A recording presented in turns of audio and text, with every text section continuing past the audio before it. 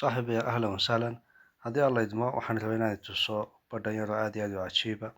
Badhankaas wuxuu ka hadlayaa sida aad moobilkaaga u iskaan garayn karto, aad u saari karto iskaan, isla markaana moobilkaaga viruska oo kale ama waxyaabaha damageka u geysanayo oo kale ama waxyaabaha mataqaanaa viruska uu ka mid yahay soo gelayo saana kale moobilkaaga daatadaada wuxuu ka dhigayaa finish uu ka dhigayaa dhammaan faylashaada oo dhan ayuu soo dhex gelayaa. Waxaan eegaynaa qaabka ugu fudud ee virus haddii moobilkaaga soo galo aad uga saari karto. Okay, qaabka ugu fudud computerka moobilkaaga aad viruska u saari karto, waxaan tegayaa badhankaaga ku qoran tahay device care. Okay, device careku waa barnaamij auto application automatic ah oo iskaga jira moobilkaaga. Marka uu ku yimaadaa moobilada inta badan androidka ama samsungka uu ku yimaadaa, halkaasaad ayar ku dhufanaysaa. Okay, markaad ayar ku dhufato hoos baad usoo degaysaa marka. Okay, hoos baad usoo degaysaa, waxaad ku dhufanaysaa meesha ay ku qoran tahay loo yaqaano okay, meesha loo yaqaano app protectionku waa meesha loogu talagalay moobilkaaga in laga difaaco applicationska ku jira oo dhan ayaa laga difaacaya maadaama meesha ugu horeysa hadii laska soo galaya applicationska ay tahay.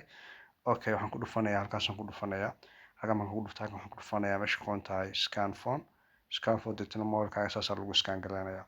Haddii virus uu ku jiro oo kale waa lasoo qabanayaa, delete baa laleeyahay, khadkaa laga saarayaa. Haddii uusan wax virus ku jirin okay buu noqonayaa.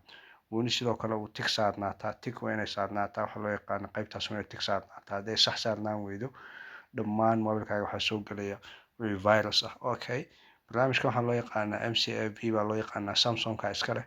Wuxuu ilaalinayaa moobilkaaga si safe ayuu ilaalinayaa, isagoo raadinaya haddii malware waxaa la dhahaa waxyaabaha viruska oo kale hadduu ku jiro ama haddii waxyaabo kale activity virus uu sameeyo oo kale uu ku jiro. Marka okay, waxaa kaloo sameynaysaa saddexdan badhan oo kale oo soo furaysaa, app setting protection baa ku dhufanaysaa, halkan laftigeeda on baad dhahaysaa. Marka halkan laftigeeda on baad dhahaysaa, sidoo kale waxaad daaraysaa waxa loo yaqaano protectionka.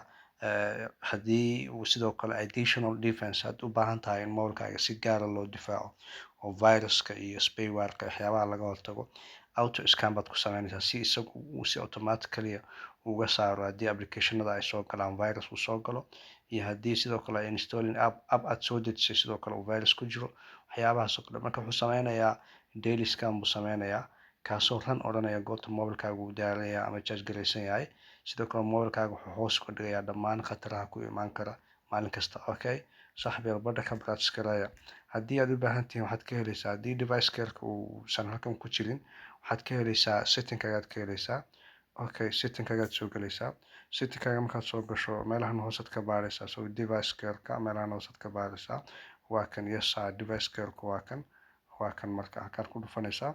Okay, dabeetana waxaad ku dhufanaysaa meesha ku qoran tahay not read.